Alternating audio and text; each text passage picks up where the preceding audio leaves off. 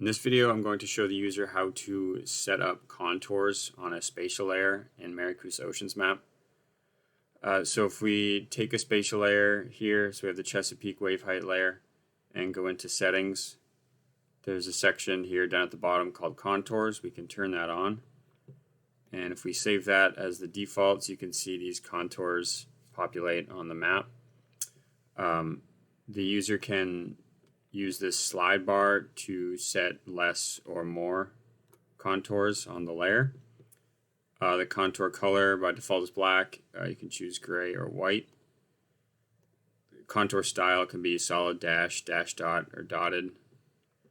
And then there's this other section here that allows the user to customize the contours based on step size. So if I change this to, let's say, 0.5 meters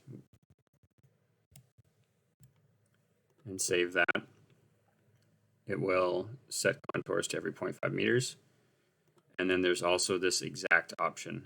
So if we want to set a contour at 2.75 meters, we can go ahead and save that and it'll display on the map.